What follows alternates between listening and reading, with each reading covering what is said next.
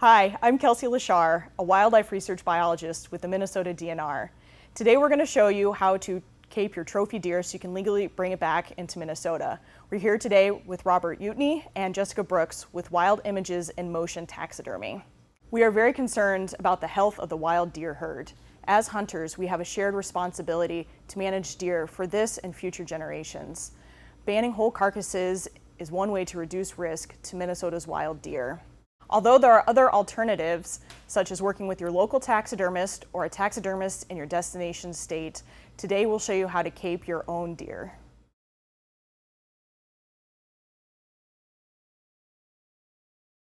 So we'll start the incision. You can use a good skinning knife or a knife you're comfortable in using.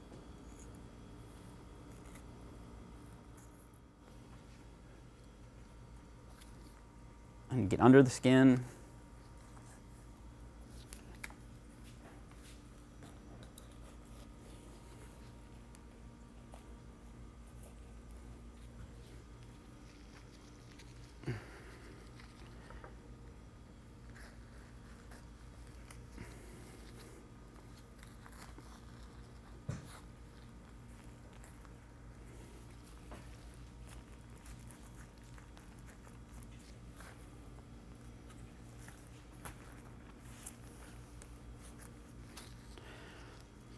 At this point, I'll start removing some of the hide.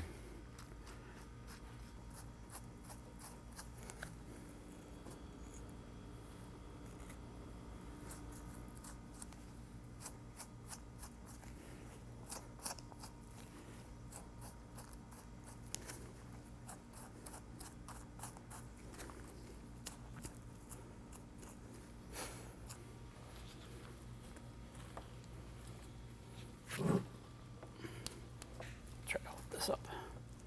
So I'm completing the incision towards the belly.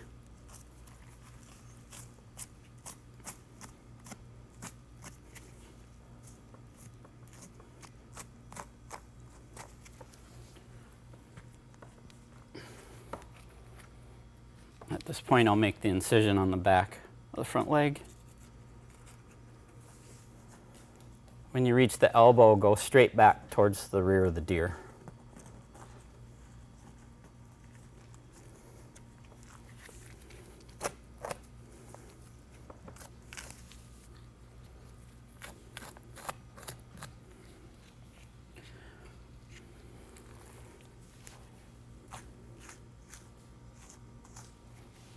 And we'll make our incision around the front leg.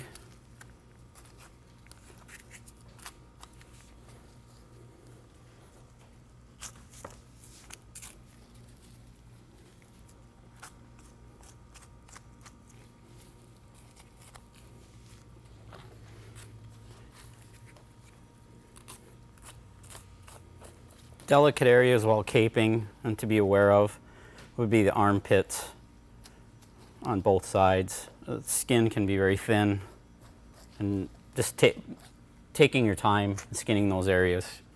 At this point, I would lay the skin back on the side of the animal that was removed from.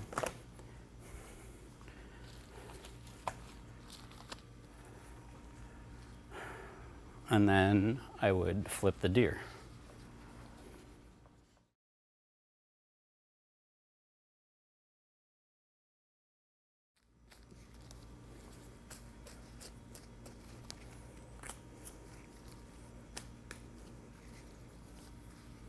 At this point, you've removed the skin from basically the front half of the body. Some people can use you could use a saw if you have access to a saw for this portion, but you can also do it with a knife, which, if you hit the vertebrae right at their joint, you can take the neck away from the body.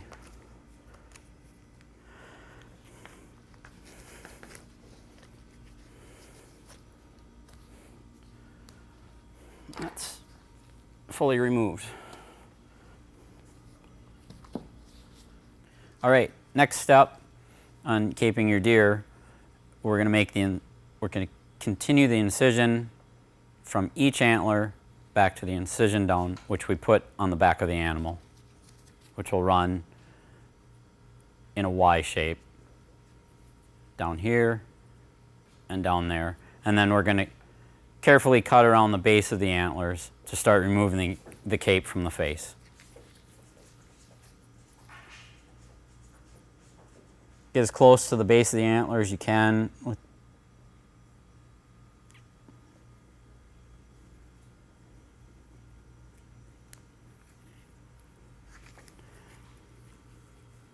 And connect up to your original incision.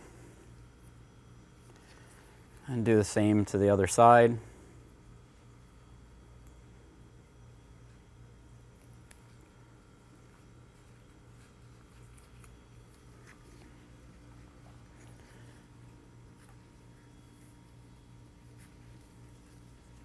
And we'll start working our way around the antlers. And I use a screwdriver to go around the base of the antlers to pry the skin carefully away from the base. The more difficult area is the back side of the antler. It tucks underneath the horn more. So just take your time and work slowly.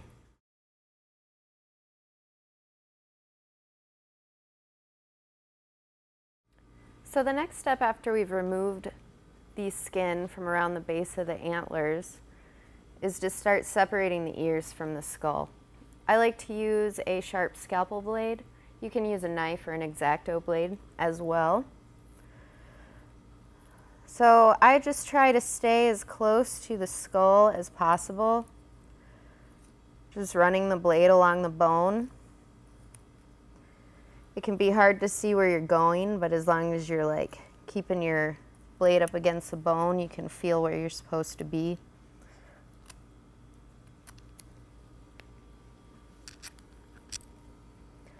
Also, you can grab at the base of the ear canal and you can kind of feel where it attaches to the skull. So that's a good reference point to know where you're trying to get to.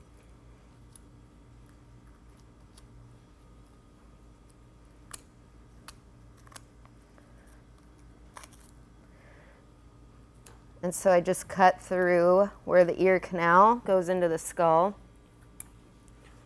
which is right here. You want to try and keep as much of the base of the ear attached to this hide as you can.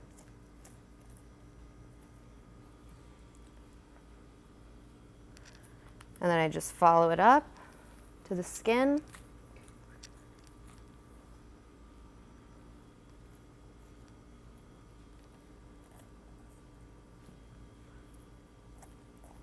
There's some glandular tissue, just cut through all of that. And then we're back up to just where the hide is. So that's one ear. So I'll flip and do the other side.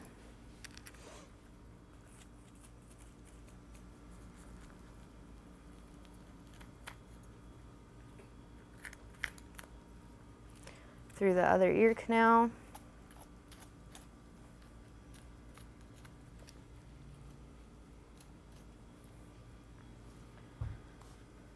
And then I'll kind of keep bringing the skin around almost like a tube. So I'll separate it from the lower portion here.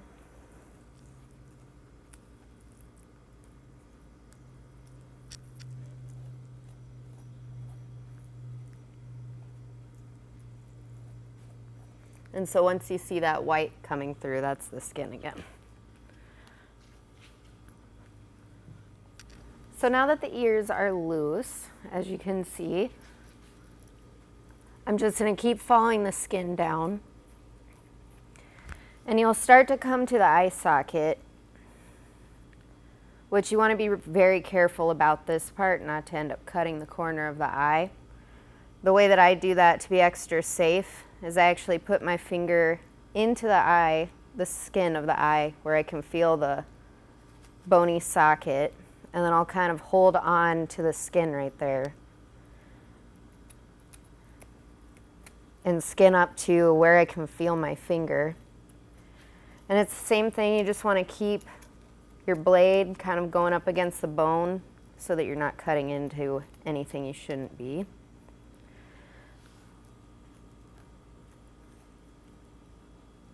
And so here I can feel my fingers right here on the other side. So I just want to cut straight down, keeping my finger, which is right there now, just cutting through that membrane. And then you'll start to see the eyeball, and there's kind of a hole that opens up. So I'll just follow that, making sure I'm not cutting into the eyelid.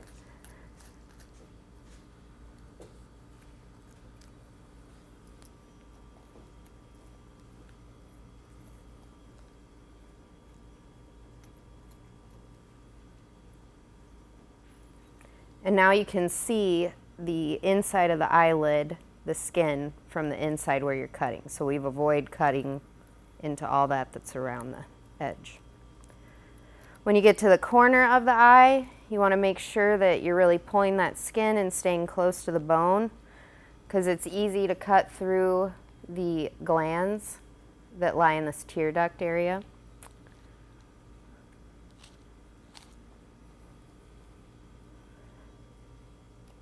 And if you just keep your blade kind of scraping against that bone and digging down into that sort of cavity in the skull,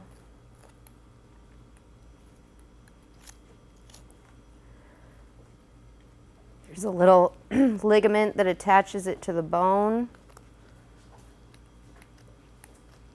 And I kind of just pull at it as I cut it, and then it comes out without making a hole. So once I get to that point, I'll just kind of pull the skin down further, and you kind of just go around in a circle.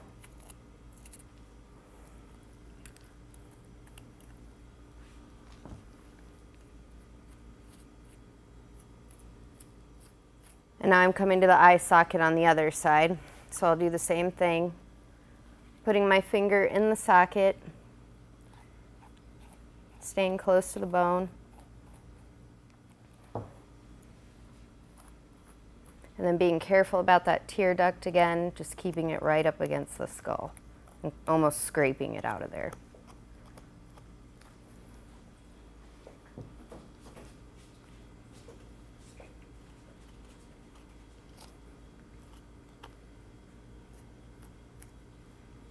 So the next phase, once you have that, so the skin's basically loose up to here.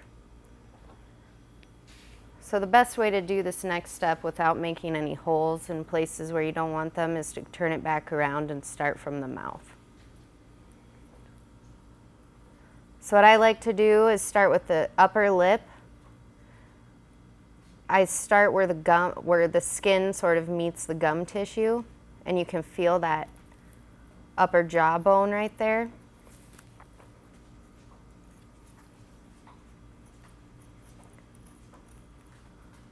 So I start my cut there, and then I go around where the gum meets the skin,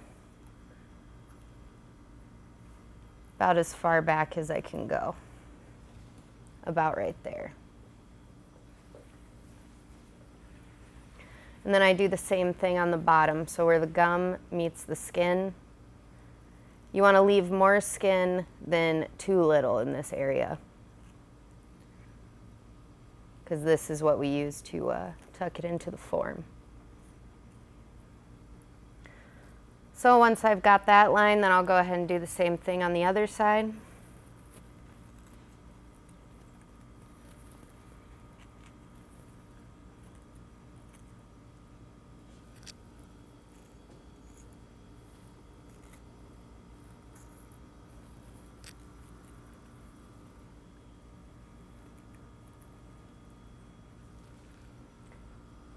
And then it's easy, you just grab that skin and peel it down to skin it away from the lower jaw. Keeping close to the bone.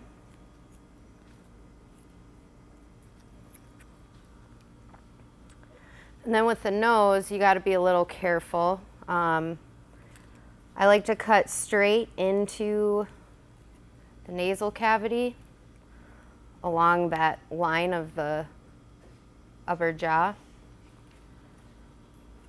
I go back about an inch, inch and a half, and then I cut straight upward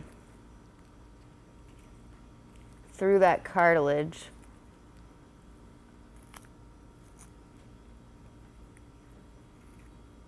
until I meet back up with the skin. And here you can use your fingers as reference points again.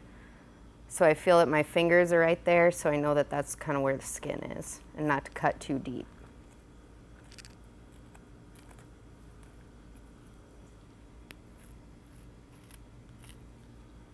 So once you have that loose, it's basically just peeling the skin up until it meets with where you've skinned it to on the other side. Where the corner of the mouth is, I like to cut straight through that inner lip tissue.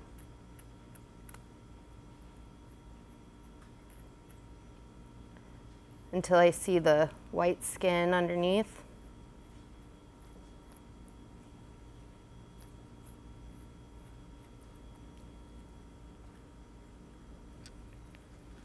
Same thing with the other side.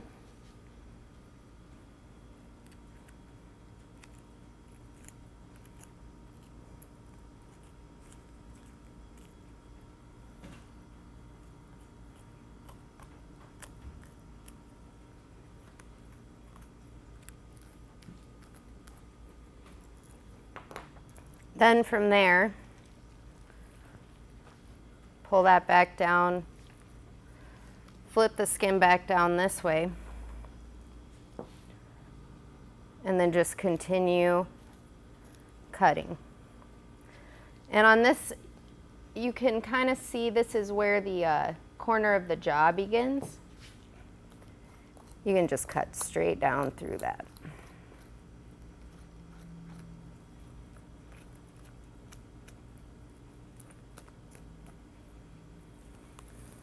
And I just cut the skin away from the gums as I go, and then eventually you will meet up with the incision that you already made on the other side.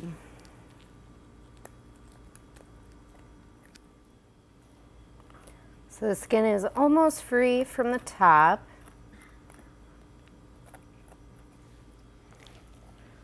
So now I can kind of pull the skull out.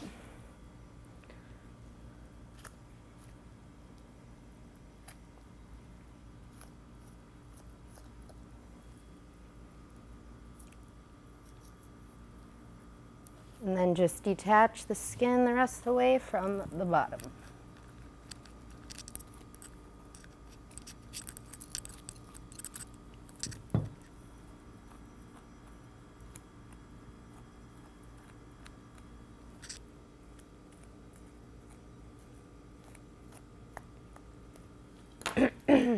So, there's the skull.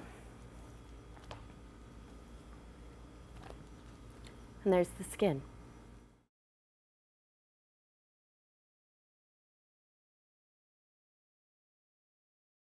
So in order to separate the antlers from the skull, you can take a saw, cut across here, and then back at an angle behind the eye socket, down to above the ear canal where you go straight across. And then there'll be a little bit of brain left in the top. Just scoop that out, dispose of it with the skull, and that's legal. And as far as the hide, it's good to let it cool down first. Then you can roll it up, skin to skin usually.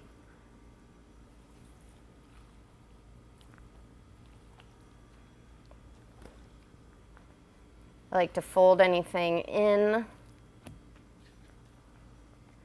including the face, just to protect it a little bit better.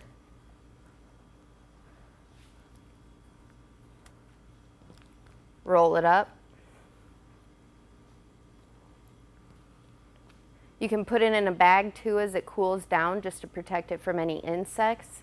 And then once it's cooled down and you rolled it up, then you can put it back in the bag and freeze it.